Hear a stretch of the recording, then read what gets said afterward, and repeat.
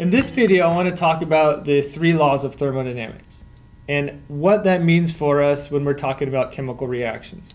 So the first law, which we've seen quite a bit, not necessarily by calling it the first law of thermodynamics, but the first law is basically the conservation of energy law. Okay, so that means that energy is not created nor destroyed.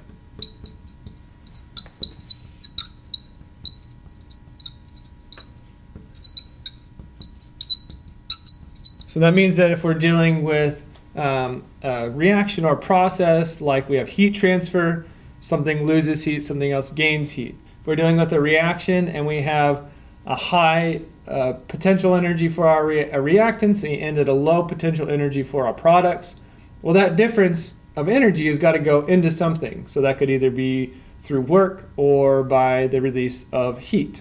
Okay, so we've seen the applications of the first law of thermodynamics quite a bit so far in our reactions and the processes that we looked at, especially related to heat exchange. The second one is dealing with a spontaneous reaction.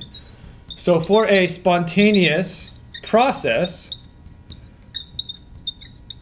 okay, remember a spontaneous process, something that happens without us having to add energy into it continuously, right? It just goes by itself, okay?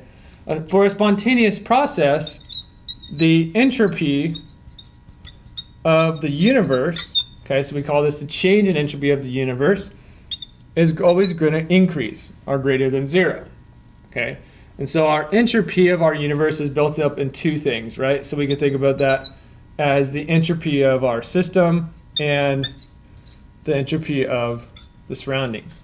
So this doesn't necessarily mean that the entropy of our system has to increase. It just means that both of these added together, the total entropy overall must increase when we have a spontaneous process.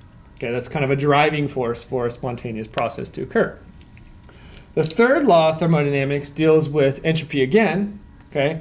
And the third law of thermodynamics says that at temperature equals 0 Kelvin, okay, so absolute 0, the entropy of a solid, okay, at that temperature is equal to 0 as well. Okay, so if we're dealing with the entropy of a perfectly ordered crystalline state, which would be a solid at 0 Kelvin, the entropy of that state would be 0. Okay, and we would have 0 energy to distribute among the molecules, and so therefore there would be only one way really to distribute that energy, and therefore our entropy would be 0. Now, what is a consequence for this?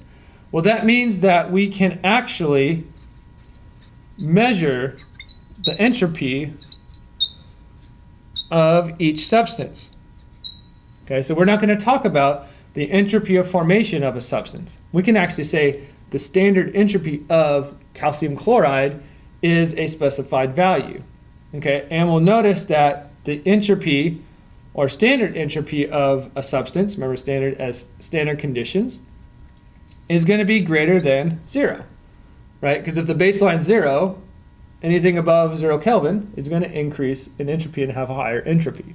Okay, so this is our 3 laws of thermodynamics that we're going to use to predict spontaneity, deal with this idea of entropy, and we've already used quite a bit dealing with this idea of energy transfer. So I just wanted to give you a little bit of an overview of these 3 laws, and the next couple videos in the class we're going to talk about some applications specifically of Law 2 and Law 3.